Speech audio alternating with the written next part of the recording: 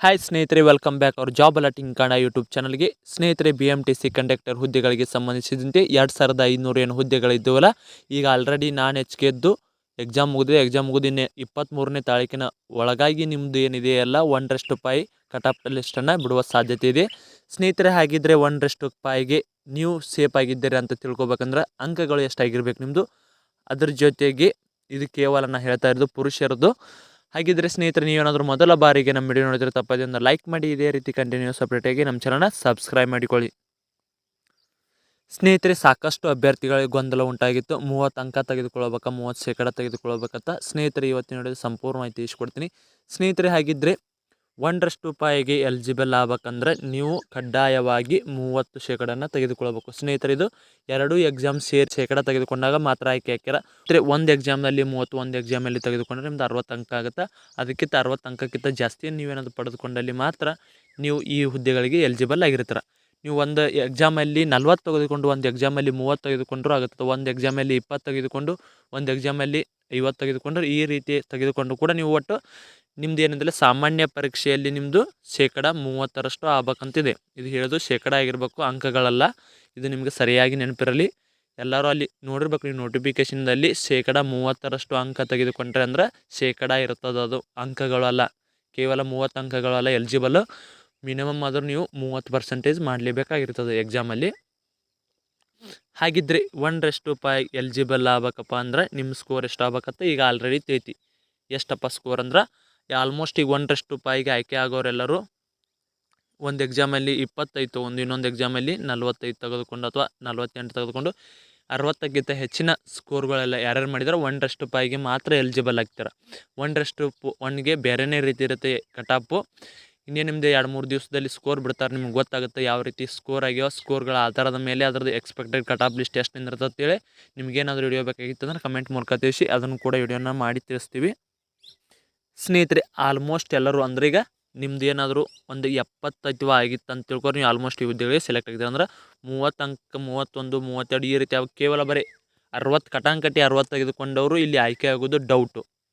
ಖಚಿತವಾಗಿ ಹೇಳ್ತೀನಿ, ಯಾಕಂದ್ರೆ 18,000 ಅಭ್ಯರ್ಥಿಗಳು ಏನು ಎಕ್ಸಾಮ್ ಬರೆದಿದ್ದಾರೆ. ಇದರಲ್ಲಿ ಕೇವಲ ಈಗ ನಿಮ್ಮದು ಉಳಿದಿರೋದಂದ್ರೆ ನಾನಿಚ್ಚಿಗೆ ಈಗ ಸಾಮಾನ್ಯ ಅಭ್ಯರ್ಥಿಗಳಿಗೆ ಉಳಿದಿರೋದು 1300 ಪೋಸ್ಟ್ಗಳು. ಯಾಕಪ್ಪ ಅಂದ್ರೆ 755 ಪೋಸ್ಟ್ ಪುರುಷರಿಗೆ ಹೋದ್ರೆ ಮಹಿಳೆಯರಿಗೆ ಹೋಗ್ತಾವೆ. ಹಾಗೆ ಅದೇ ರೀತಿ ಎಕ್ಸ್ ಸರ್ವಿಸ್ ಮ್ಯಾನ್ಗೆ ಒಂದು 200 ಮೇಲಿದಾವೆ. ಹಾಗಿದ್ರೆ ನೀವು ರೀತಿಯ ಎಕ್ಸ್ ಸರ್ವಿಸ್ ಮ್ಯಾನ್ ಸೇರಿದೆ ಅಥವಾ ಮಹಿಳೆಯರು ಅಥವಾ ತೃತೀಯ ಲಿಂಗಕ್ಕೆ ಸೇರದೇ ಇರೋ ಅಭ್ಯರ್ಥಿಗಳಿಗೆ ಸಿಗುವ ಪೋಸ್ಟ್ಗಳು ಕೇವಲ 1300 ಪೋಸ್ಟ್ಗಳಾಗಿರ್ತವೆ. ಅದಕ್ಕಾಗಿ 1300 ಪೋಸ್ಟ್ಗಳಿಗೆ ಅಭ್ಯರ್ಥಿಗಳನ್ನ ಎಷ್ಟು ಆಯ್ಕೆ ಮಾಡ್ತಾರೆ, 1 ಮಾಡಿದ್ರೆ 5,000ಕ್ಕಿಂತ ಹೆಚ್ಚಿನ ಅಭ್ಯರ್ಥಿಗಳು ಇಲ್ಲಿ ಆಯ್ಕೆ ಆಗ್ತಾರೆ. ಹಾಗಿದ್ರೆ 5,000 6,000ಕ್ಕಿಂತ ಹೆಚ್ಚಿನ ಅಭ್ಯರ್ಥಿಗಳು ಇಲ್ಲಿ ಆಯ್ಕೆ ಆಗ್ತಾರೆ. ಅದಕ್ಕಾಗಿ ಇಲ್ಲಿ ಮಿನಿಮಮ್ ಅಂದರೂ ಒಂದು 32-33% ಏನಾದರೂ ನೀವೇನಾದರೂ ಮಾಡಿದರೆ ನಿಮ್ದು ಎರಡೂ ಕೂಡ ಹೇಳ್ತಾ ಇರೋದು.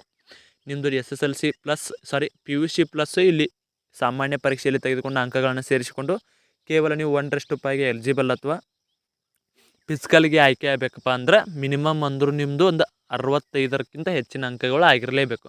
30 ಎಲಿಜಿಬಲ್ ಅಂದರೆ ಅದರಲ್ಲಿ 30 ಇದರಲ್ಲಿ 30 ಎಲಿಜಿಬಲ್ ಆಗಿರ್ತದೆ. ನೀವು ಏನಾದರೂ 2 ಎಕ್ಸಾಮ್ ಸೇರಿಸಿ 65-70 ಸನಿಕ್ಕೆ ಏನಾದರೂ ಬಂದಿರಂದ್ರೆ ನಿಮ್ಮದು ಕೂಡ 1/5ಗೆ ಆಯ್ಕೆ ಆಗ್ತದೆ.